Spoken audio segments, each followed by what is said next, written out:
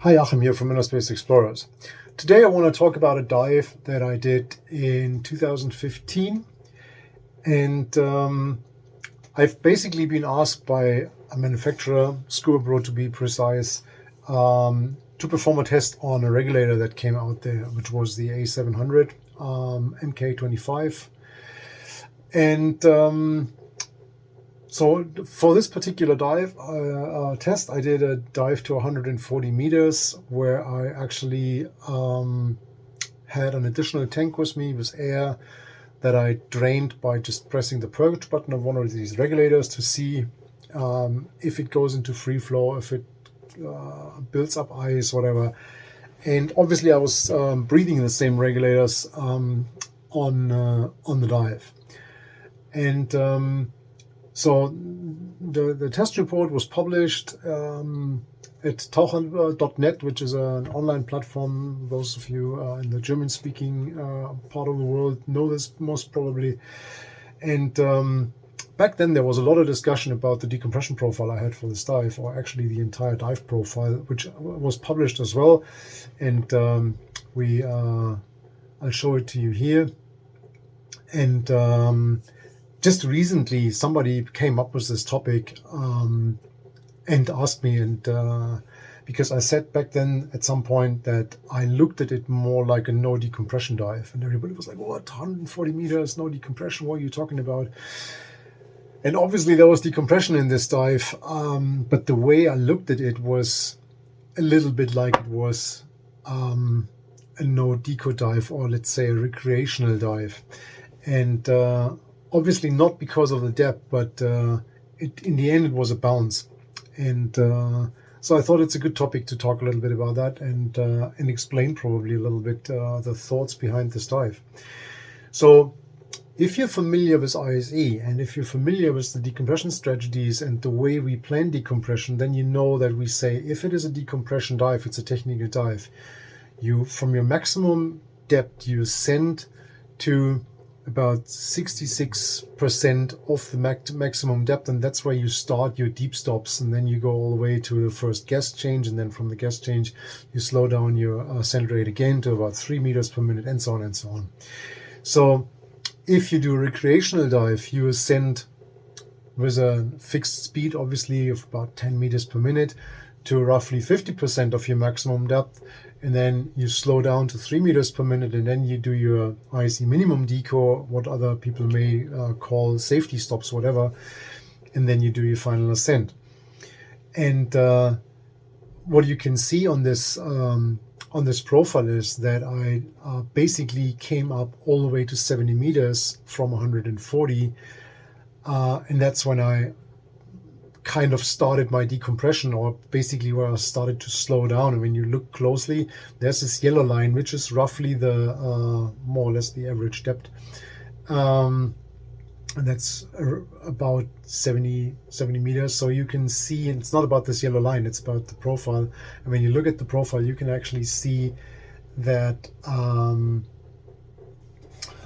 I more or less ascended relatively straight to the 70 meters, and then I slowed down, which is these little steps that you can see there. That's the part where I did more or less 3 meters per minute, and then I did, I basically slowed down further and did stops.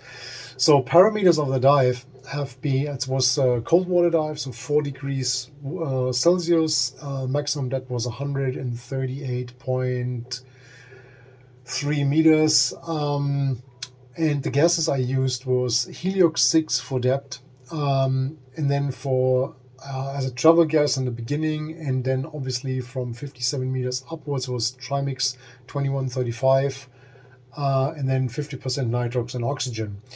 So that's what I had with me. So to look at the profile a little bit closer, and that's important, and it's a disclaimer in front of the video. Don't take that as advice of how to do a dive like that. I'm just explaining what I did. It worked, as you can see, I'm here. It worked actually excellent. And but I don't want anybody to say like, oh, okay, this guy on YouTube said this is how it's to be done, and I'm gonna do this dive, and then you get bent, and then don't come up and blame me. So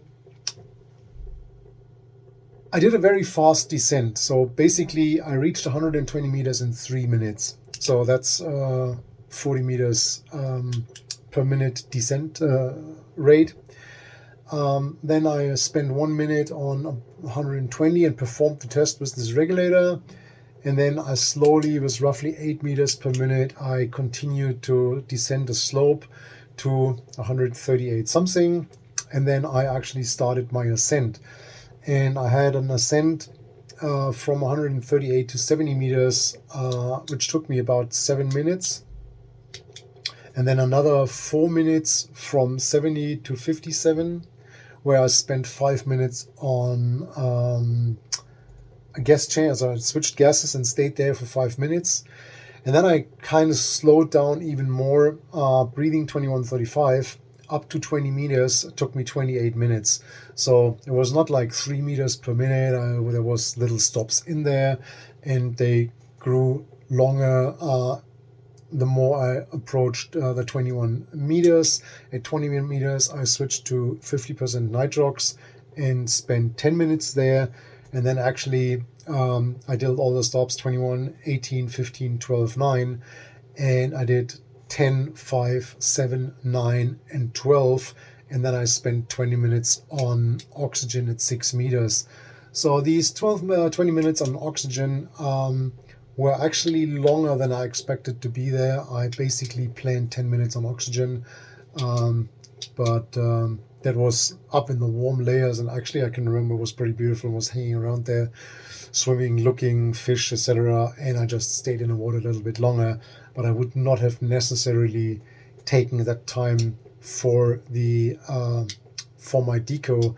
So overall time was 116 minutes, and I think it would have been easy doable in 100 minutes, 105, something like that. And now obviously the question is, why did I do it the way I did it? And why didn't I start deeper and did more deco, etc.?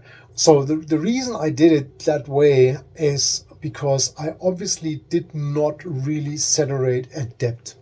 So I've seen a lot of accidents actually on these steep walls, like 15, 20 years ago, when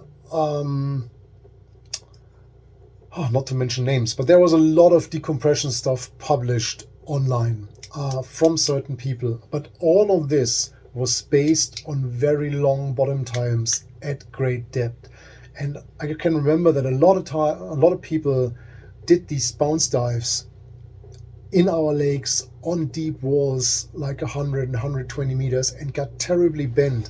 And the reason they got bent is because they went down like for a minute, saw the number and started their ascent, but then they started their deco at like 80% of the maximum depth, and in fact they've been saturating further on while they thought they are decelerating. So they thought, okay, we ascended to 80% like the guy in the internet said, and now we start our desaturation. And they did their deep stops and stuff before they went to real deco, and in fact they saturated their tissues during that time. So they should have ascended far further up in the water column to get out of that range where they saturate and to build that gas pressure or the pressure difference that makes you off gas. And so as I just spent that minute there purging the regulator and then going further down to 140 and then immediately started my ascent, I treated that as a no decompression dive. And that for that reason I went up to 70 meters and then gradually started to extend my stops and slow down my ascent rate and kind of building that curve that you see there to finally get rid of the gas that I obviously had in my system. And that worked perfectly. And it was so funny. I mean, this is 10 years ago almost. And so obviously there's more knowledge today and it's more obvious to people, but it was so funny to see back then that so many people were screaming and bitching about this. I was like, how could you do this? this is so wrong, and why did you not get bent, and blah blah blah blah blah blah blah. And then also obviously about the helix, 6% helium, so much helium, and how could you decompress from that much helium? You should have decompressed far longer, blah blah blah. So actually I had a guy that sent me a profile, and he came out with 400 minutes. Remember, think about it, 400 minutes for 5 minutes at depth, which is ridiculous. I don't know which program he used or how he came up with these numbers, but it showed the huge gap between what I did and what people thought is safe, and it was completely fine. There was no symptoms at all, and as I said, I think I could have spared quite a bit of that oxygen time, which I just spent there because I liked it hanging around there. And yeah, basically that's it. I just wanted to show you this dive and the profile and make you think a little bit about that. If you have similar experiences, let me know. Also, if you're into really deep diving, which I'm not anymore, then let me know what you do. Or if you have bad experiences like the ones I talked about back in the day, and let me know in the comment sections. Anyway, if you like my content, please hit the like button and click that little bell so you get a notification when I upload new content, which is normally once a week. And other than that, stay safe, don't dive too deep, and see you next week. Bye-bye.